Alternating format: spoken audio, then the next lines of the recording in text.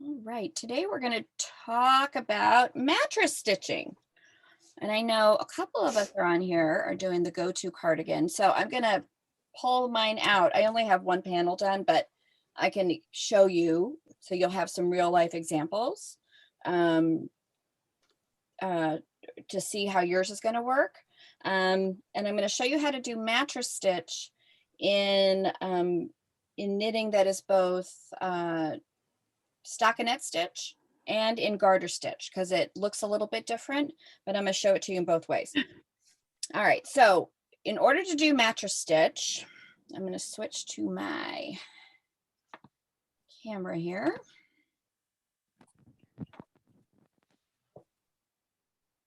Okay, you need a few things. The most important thing you need is a tapestry needle.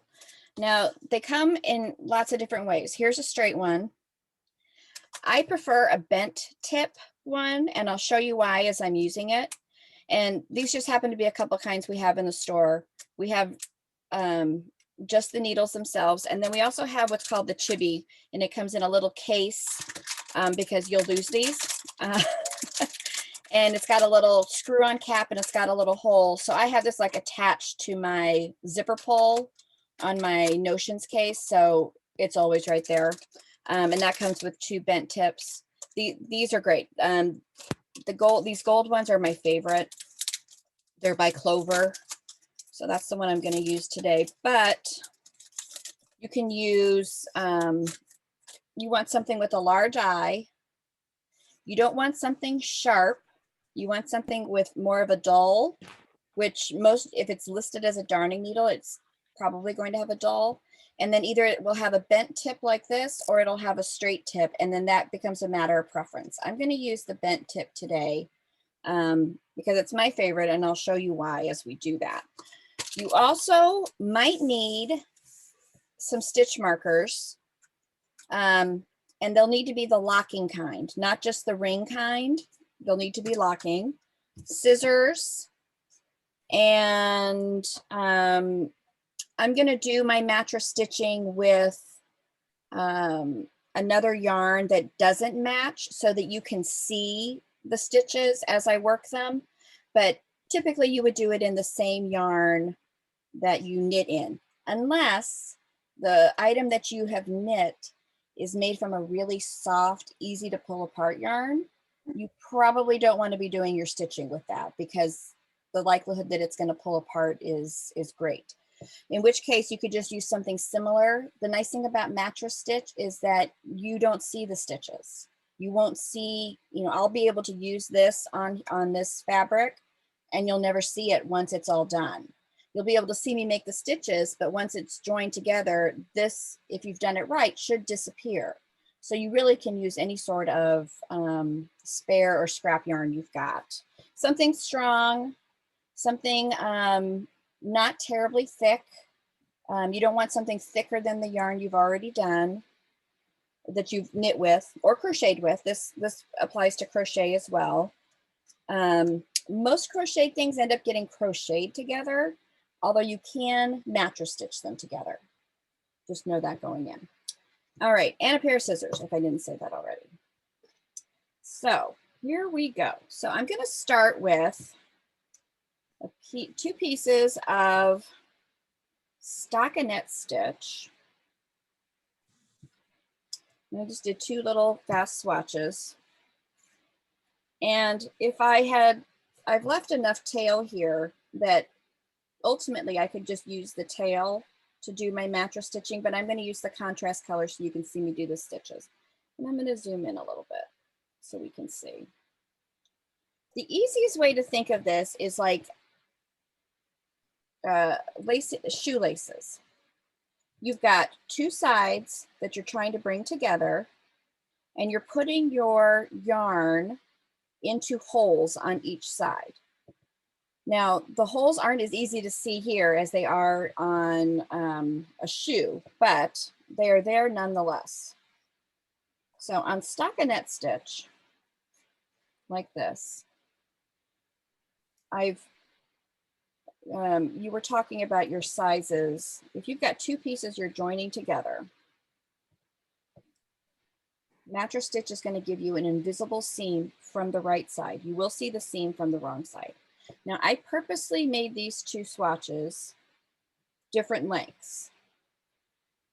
They're not hugely different. And in blocking, I could probably make them fit, but I want to show you how Mattress Stitch can help you ease in those little differences. So for example, in the go-to cardigan, if you were off by a row or 2 rows, totally not worth ripping it out. Now, Charlene, you were off by 10 rows. That we had to fix. But if it was just a couple of rows, Mattress Stitch and blocking can help alleviate that. So that's what I want to show you today. So I'm going to put my 2 sides together. I'm going to be joining them along the edge. And typically you want to go 1 stitch in. I'm just trying, I should have blocked this again so it lays a little flat. If your edge tends to roll, you may want to block it a little. I don't think you'll need to on the go-to cardigan. But what I'm going to be doing, I'm going to hold this in my hand so I can hold it up here, is I want to pick a line of stitches going up. I don't want to be skipping back and forth to different lines of stitches. You want to pick one line of stitches, and that's where you're going to continue to go in as you mattress stitch your way up. And the hole that we're going to lace through is right here, right in between the V, and there's that little bar that's in between them. That's the hole that we're going to come up and under. And that's going to bring it nice and even together. So I've got a whole line of those that go all the way up, okay? So you want to make sure you're staying in a straight line on both sides. Now, here's where your stitch markers come in. On a small piece like this, you probably don't need them, but I'm going to demonstrate. I'm going to start putting my ends together.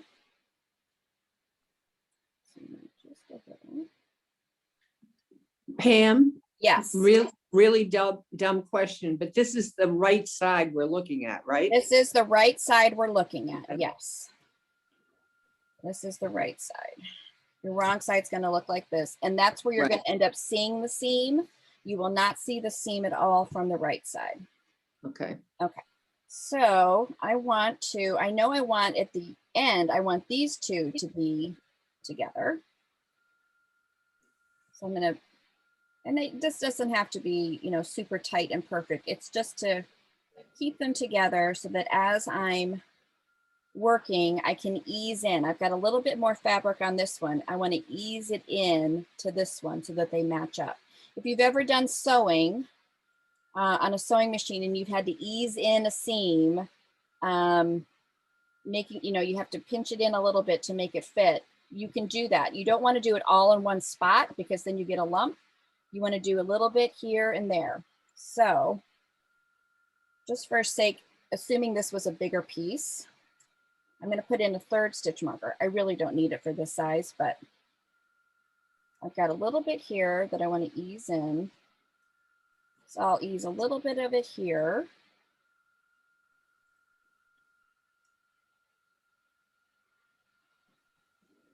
And then looks like it's still a little gappy. I'll just ease a little bit in up here. And that's just going to even that out. So I'm not clumping all of those together in one spot. Okay, so that's really overkill as far as my as far as my stitch markers on this small of a piece. But if you were doing a bigger piece, you could do this, you know, every 10 rows, 15 rows, 20, whatever you decide works for you.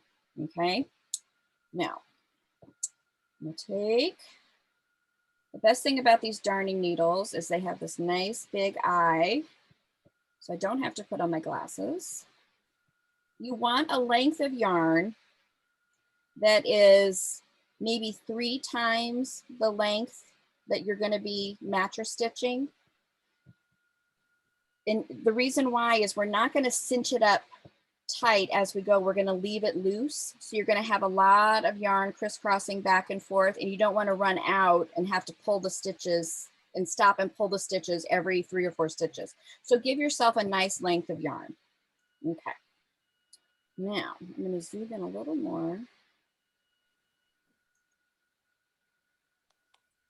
I'm going to take out this bottom stitch marker so that I can get my fingers in there and you can still see. I tend to, I'm going to find my line. I'm going to pick up along this line here. I'm not going to go directly into the edge line. And here's why. It's usually not quite as stable, and it tends to pull a little bit and maybe leave a little bit of a gap. I like to go into the first full line. So not the edge stitch, but one row, one stitch over. And that's the line I'm going to do that. You end up then losing your edge stitch to the seam, but I don't care about that. So I'll show you on the go-to cardigan though,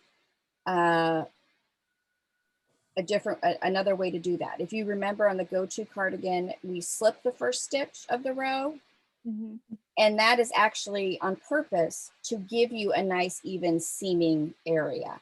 This one I did not slip my first stitch of the row, and it tends to be a little lumpy and uneven and will make it a little bit harder. So I'm going to go into the next stitch over. The key to mattress stitching is you always want to stay up on top of your fabric.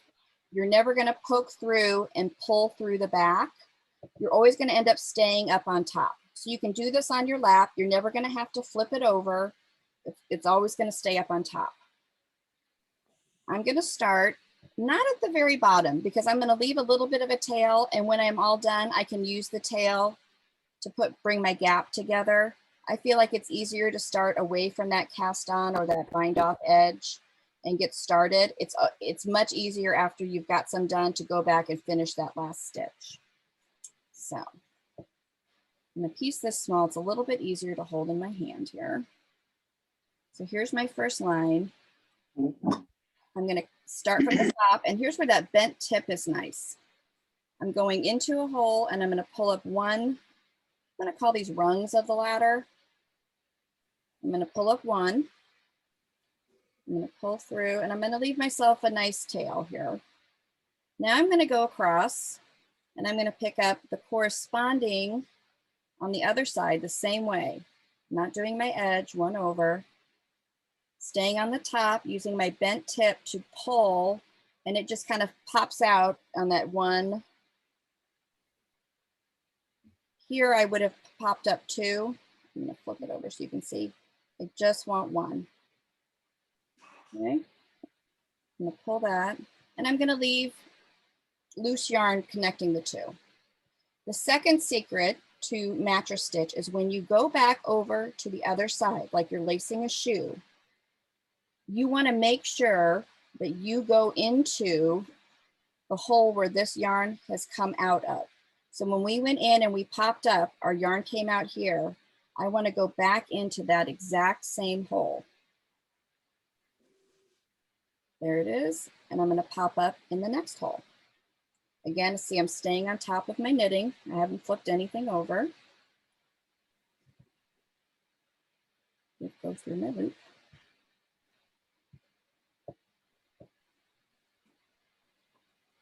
Okay, I'm going to go back over to the other side. So I'm crisscrossing back and forth. I'm going to do the same thing. I'm going to look where the last yarn came out of. That's the hole I want to go into. And I'm going to pop up one.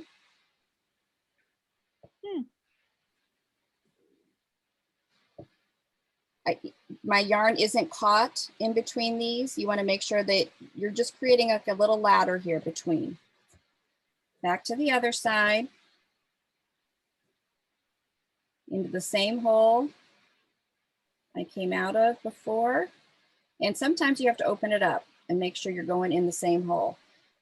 That's a game changer. If you were to not go into the same hole, if you were to go into the next one, it causes more friction. And when we try to draw up the seam, if it doesn't pull evenly and smoothly and join the two sides together, it's probably because you did not go in the same hole, or you've split, the yarn has gotten split. This just makes it nice and smooth.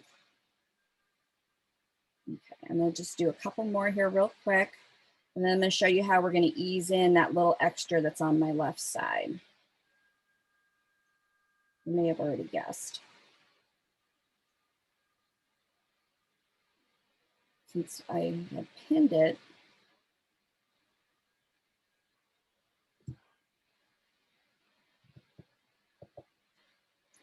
I'm starting to get this kind of direction because I have more stitches on this side. So in order to even it up a little, when I go back over to the side that I have too many stitches on, instead of, I'm going to go into the same hole, instead of popping up one, I am going to pop up two. And that's going to ease it down. That's going to ease that side in just a little bit. If I had a lot of easing to do, I might have to do this a couple of times along the way. But I know I just have a few. Back in the same hole, pop up one. Back in the same hole, pop up one. I'm gonna ease it in one more, and then I'm gonna cinch it up and show you. I'm getting to my marker here. I'm gonna take that marker out.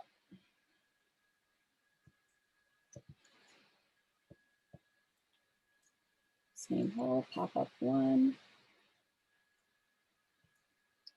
I'm gonna go back over here, same hole, I'm gonna pop up two. All right, now, here's the fun part. You wanna make sure that you've got your yarn that you've been stitching with isn't caught up in any of these stitches, and it's not. They just go back and forth across. Here's my tail. If I've done this correctly, I can hold on to the tail, and when you pull this, it cinches them together. It's so like magic. It's magic. You can't see it at all. And if you've done it correctly, I'm going to hold this, it should pull my tail. It just slides it right through. And you can't see the thread at all. On the back side, you do have a seam. You still can't really see unless you flip it over to see the color.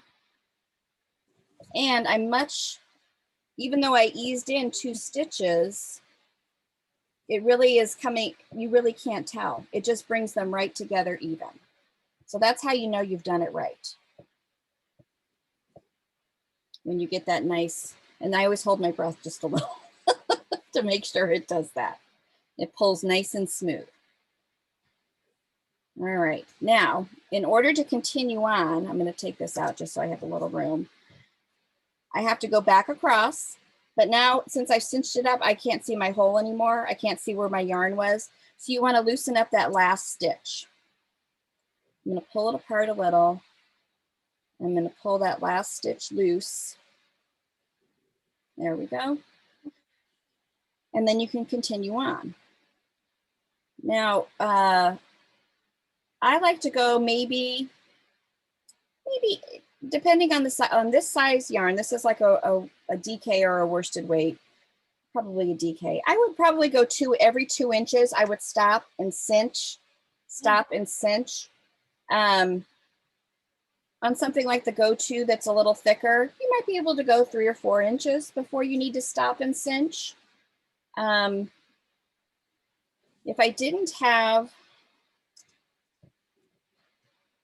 I still have, it's still a little uneven.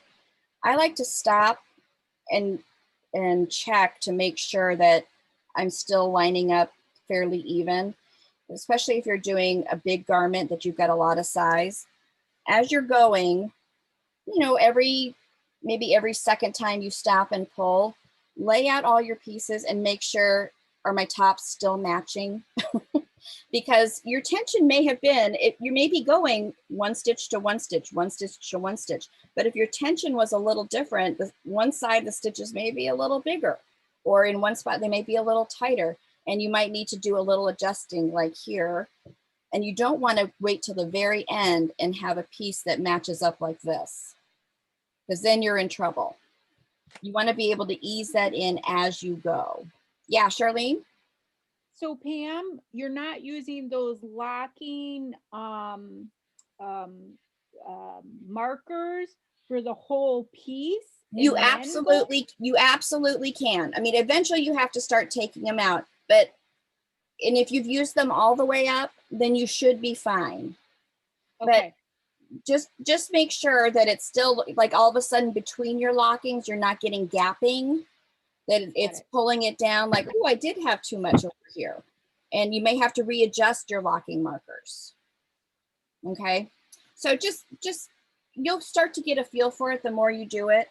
It really is, it is one of the greatest, most satisfying things ever when you zip that up and it pulls together and you can't see it at all. And it's really not much on the back at all. It really isn't at all. You're really, all you have are your 2 edge stitches is really the only thing that's come together, and you can't see, and it's a nice flat seam on the front. Mm-hmm. Yeah. That's nice. I'm, and only for a dear friend, I am her very first big knitting project. She was making her husband a blanket, and she could not get the hang of circular needles. So we decided to do it in panels. So she essentially made 3 really wide, long scarves.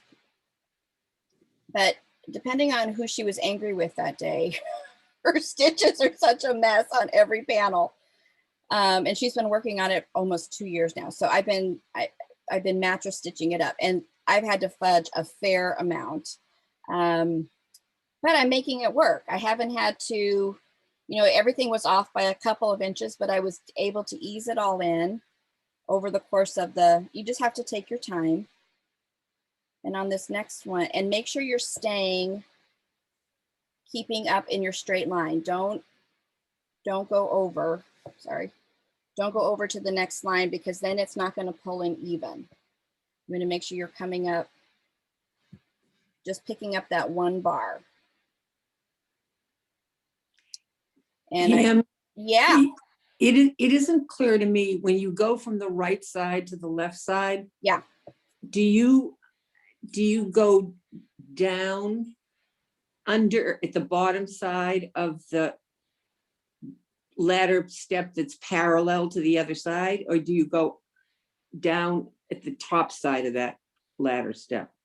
I see what you're saying here. Let me open it up and do it one more time. I want to get my yarn caught up in here. Okay, here we go. Let me go back over to the right, and then I'll show you. Okay. So I'm going to go in the hole that I had come out of previously. Right. Pop up 1. Mm-hmm. Leave it loose.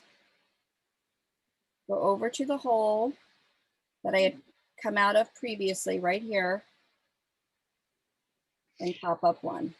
Okay, I guess my question is different. On the very first stitch, when you go from right to left, do you go, because there's no hole that you've come out of yet on the left? Correct. So I started 1 row up. So I started in the first stitch above my cast on. Right. You can see that. And then when I'm done, I'll flip it around this way. So now I've got it upside down, and I'll use my tail, and I'll thread my tail, and I can reverse it. Mm-hmm. Now I can take this and go into the hole and come up outside, and it'll bring my 2 ends together.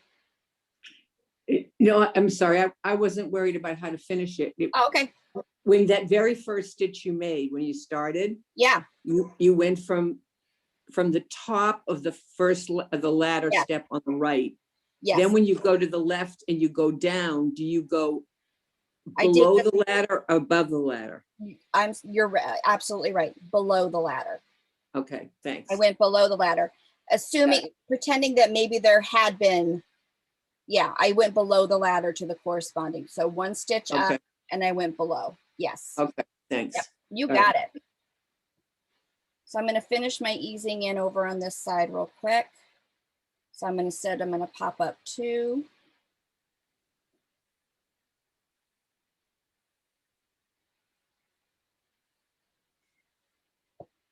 And And I think I might need to do that one more time.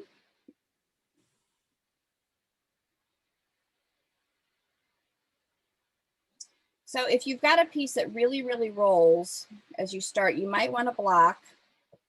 Or if you've got the room, if you can give up another row of stitches, you might want to go one row over if that's easier. It just depends on your fabric that you've got. Won't that make a really thick seam? It can make it, so it depends on where it is.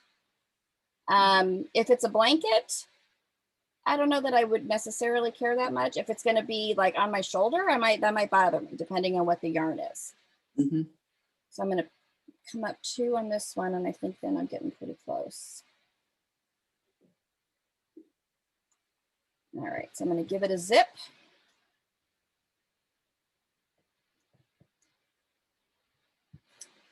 And it looks like my top is just about come together. So I think I did that a total of 4 times. I eased in, I went up 2 stitches. I did that a total of 4 times, and I've got a top and a bottom that are matching. Yeah, And you really can't tell. mm-mm. So I just have a few more there to finish. I love to watch it close up. I know, it's very satisfying. There's a little bit of breath holding, and then it's very satisfying. Yeah.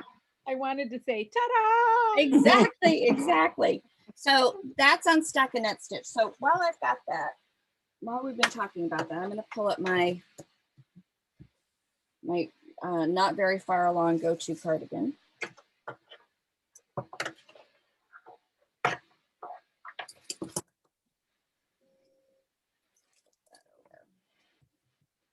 Okay.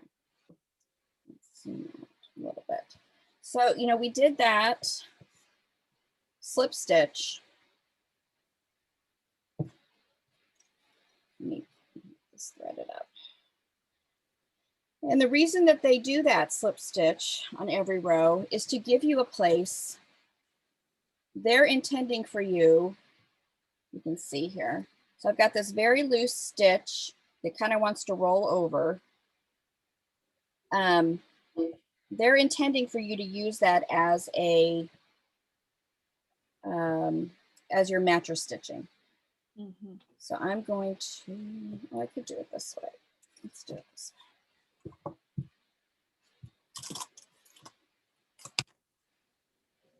So you could make it, if you want to make a tube scarf, you could turn, this is how you would take a piece of flat knitting. I would pin so that my ribbing stayed. And when you're doing your 2 pieces together, you want to make sure that that's not off.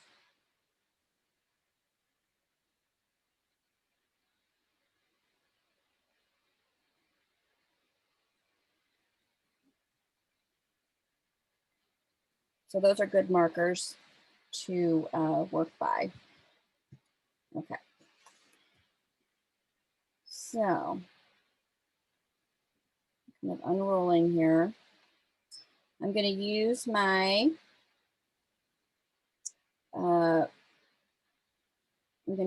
slip stitch as my joiner.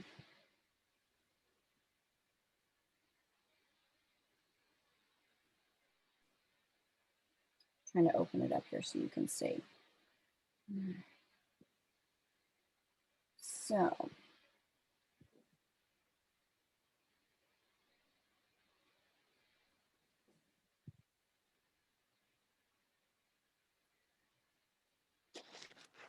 in this case, the middle that I'm going to, because it's a turnaround stitch, I'm just going to go into between the 2 V's and come up.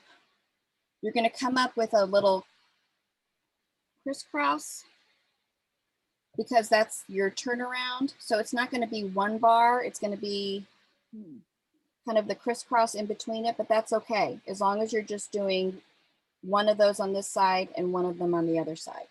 So I'm going to start again, 1 away from the stitch, and I'm sorry, 1 away from the cast on. Mm-hmm.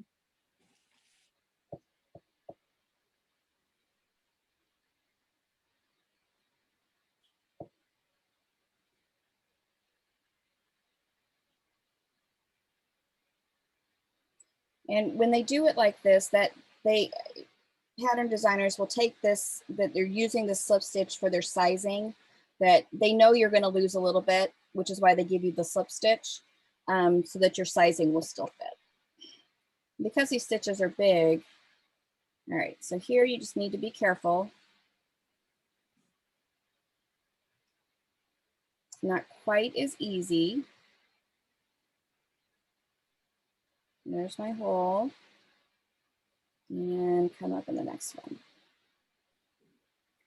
This will be a good testament if I can make this work here. And this yarn is a little thin to be doing it this with, but you can see it.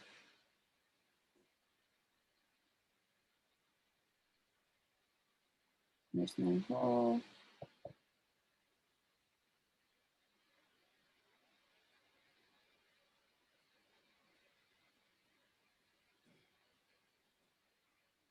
And up in the next one.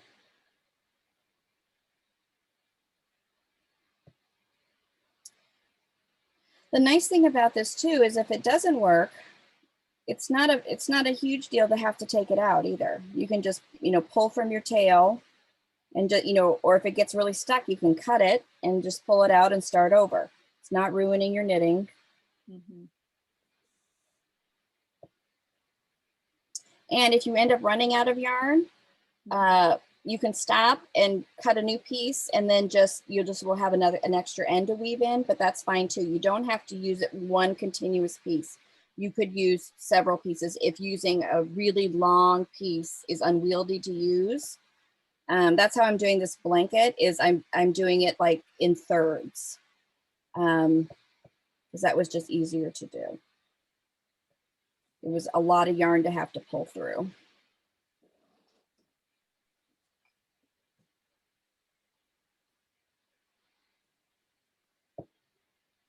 I'm actually hoping this doesn't work out so that you can see what it looks like when there's a mistake, but let's see.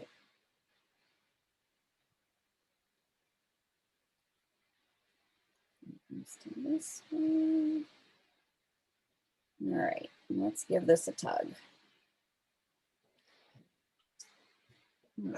Just a little. I'm gonna hold my tail.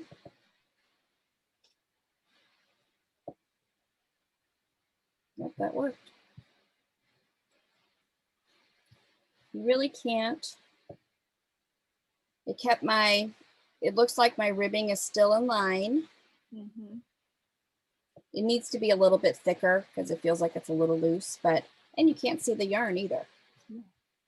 And then very little seam on the back side.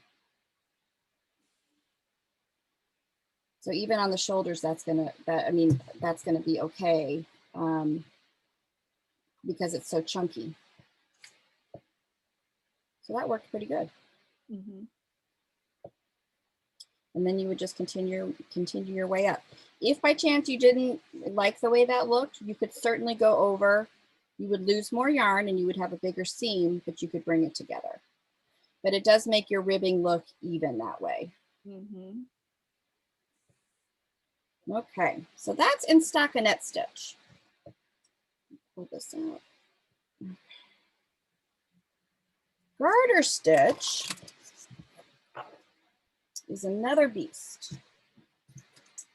So when we have beginning knitters, back in the olden days when we had in-person classes and we taught beginning knitting, the first project that we have them make are fingerless mitts. And there's one that's partially done. And what we have them do is we have them knit and garter stitch. The first mitt is all knit stitch. The second mitt is all purl stitch, so they look the same. And then what we do is it's a fold over mitt that goes like this. This one's been stitched up a little, and we have them mark it where they want their thumb hole, and then we match it. So this is what it ends up looking like, a fingerless mitt like this. Or if they really don't want that, it's a washcloth. So, but in garter stitch,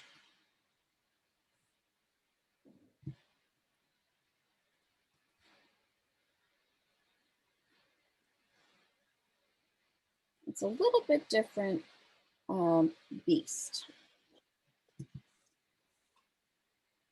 Again, you could pin it wherever you wanted, and a lot of them, if they've lost stitches, we do a lot of easing in on these because they added an extra stitch, they lost a stitch. It's not necessarily always a square, but this one happens to be. Okay, so I'm going to bring it in like that. So in garter stitch, you don't necessarily have, you don't have those V's with the little ladder in the middle. So you have to decide. I mean, this one happens to be straight, so that's good news. I'm not gonna do the edge stitch. I'm gonna come one in because I did notice some of her edge stitches at some are a little, maybe not the same tension, and that would pull a little different. But the second stitch in is typically pretty even. So for this one, I'm gonna kind of pull it apart here so you can see. I'm gonna decide, it looks like you've got a V here, a purl bump, and a V above it. I'm going to use that purl bump, which is part of the ridge of the garter stitch, as what I'm going to go underneath and pull up. So it's actually, I'm pulling up underneath 2 from the ridge, but they're together. I'm going to count them as 1. Leave myself a tail. And this one I'm starting, her cast on was a little uneven, so I've actually started 2 rows up. So I'm going to come across 2 rows up. And I'm glad I didn't do the edge stitch because this was one where she dropped a stitch, which is fine because it's going to disappear. This is where you can hide a multitude of mistakes.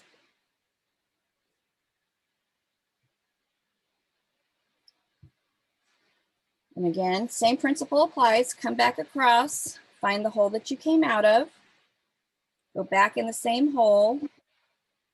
And this is where this bent tip is nice because I can kind of pull it back until it pops under exactly what I want. So it's coming up underneath both parts of the ridge, of the garter ridge.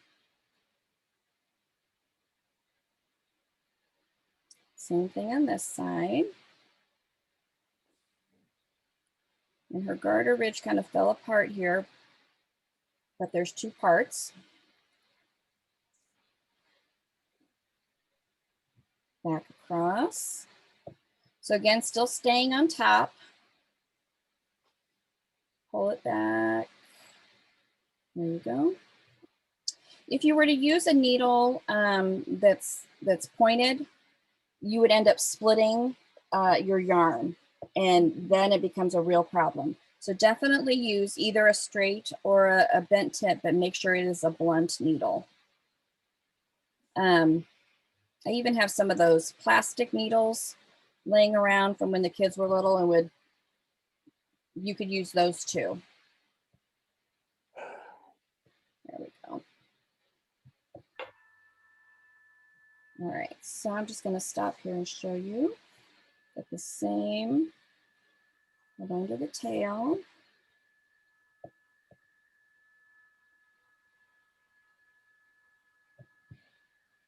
Pulls together. No seam on this side. I'll have to go back with my tail and pull those together. And then on the wrong side, I have a little bit of a seam, but not much. And that's how you do it with garter stitch. Pam, are you going to show us how to do a shoulder, or is that not different in terms of? So I'm going to show you. Yes, I can actually. I have 2 pieces here. I'm going to pull this out so I don't have to thread another.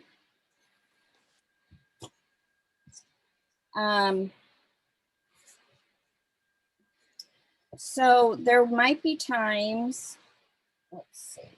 So for the shoulder of, let's see, when you're attaching a cast on to either another cast on or a bind off to another bind off.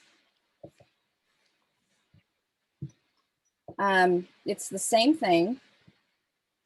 You just have to decide where you're going to do it. Now, particularly if it's on a shoulder, you want to be conscious that you don't have a super bulky seam. So you want to go as close to the edge as you can, but make sure that you can be consistent.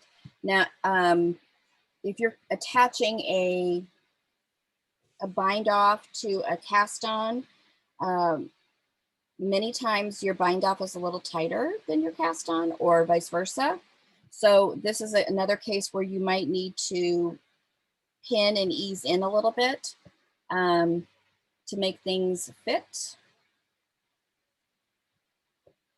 And in this case, I have two pieces that are not quite, one has more stitches than the other, but you can see from my cast on to my bind, I'm terrible at this. I have to be really conscious if I'm going to be seaming that either I bind off very loosely or I cast on a bigger needle to make sure if I know I'm going to need it to seam. And that's something that you can look, read your pattern ahead of time. If you know you're going to be seaming and you're going to be joining cast on or bind off parts, you're better off to make them as loose as you can. You'll be better off in the long run for it. Either cast on a larger needle to make that cast on looser, or do the same with a bind off. Just use a bigger needle to bind off on. Okay. So here I'm going to try to find. So here we're going to be going, instead of going between the stitches, now we're actually going between rows this way. But the same principle applies. Go into, decide where your line's going to be. Pull up one.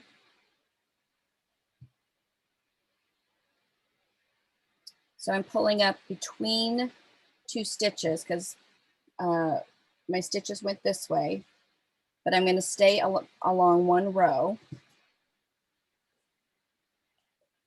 Same thing on this side.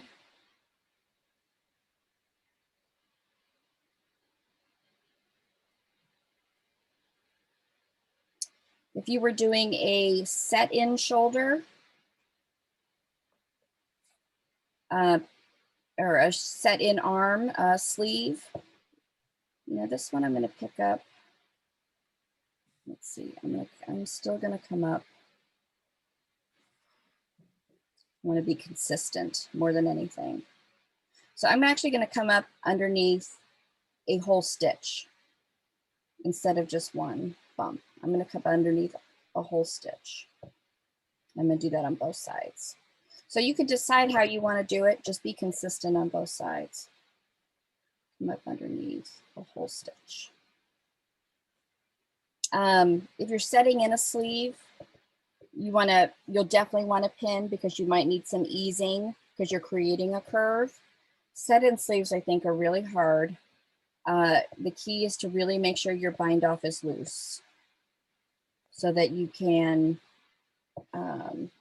have the comfortable stitches then to work on. If it's really tight, then it's really hard to find a straight line to work in and out of.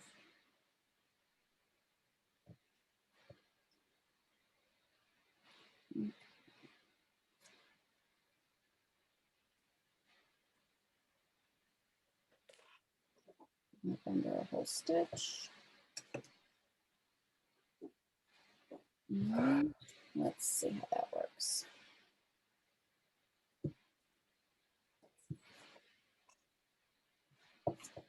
There you go.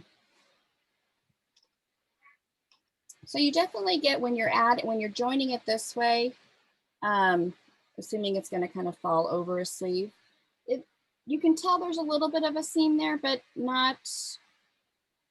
it's not really visible. Mm-hmm. It's a little bit more visible if you instead of joining sides together, but joining ends together, you get a little bit different look, but it still brings those stitches together and you can't see it. And very minimal seam on this side. And hold it sideways, very minimal, which is nice. Pam, Yeah, go ahead. did I hear you say that it's a good idea to block the individual pieces before you start putting it together? It depends on the piece. I think if you've got really rolly edges, or I'm doing the cardigan and the edges are pretty rolly. so try it. Try, you know, maybe try just blocking either just the bottom part and try it and see if it makes a big enough difference for you. It just might. It just might make a big enough difference to make it even.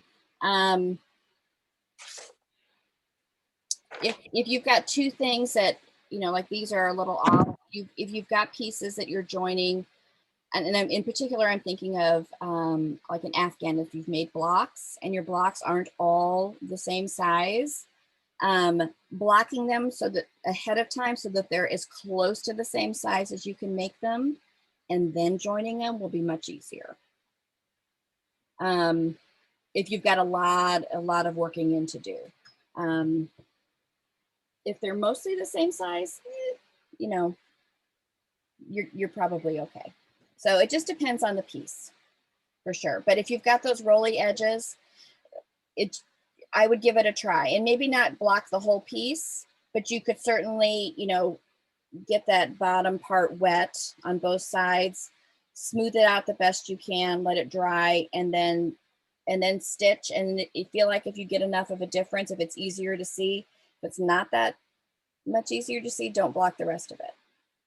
Okay. That would be my guess.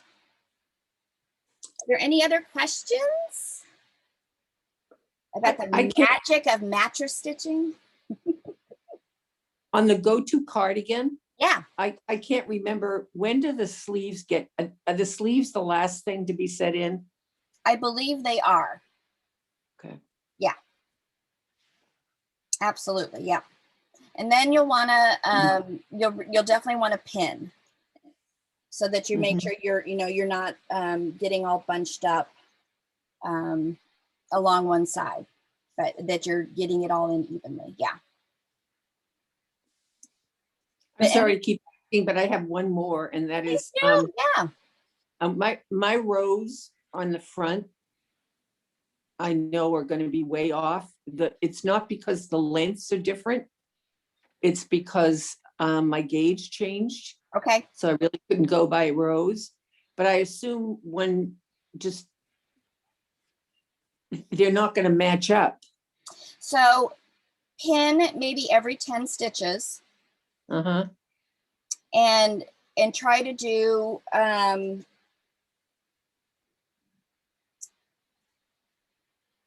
you know what, so pin so that at least on one of the sides you have 10 stitches, and see how many stitches you then have on the other side. Do you still actually have 10, or is it a little bit different? If it's a little bit different, if I have too many on one side, then we can go back and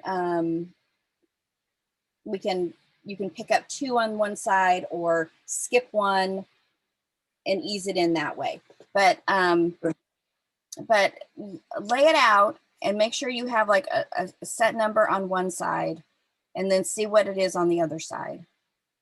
And then we can decide, and you can always call me back too, and we can do it together and decide how many should I skip, or how many, pick up 2 at one time, just to make sure they all match up. Yeah. Okay, thanks. You're welcome, of course. Yeah. Any other questions?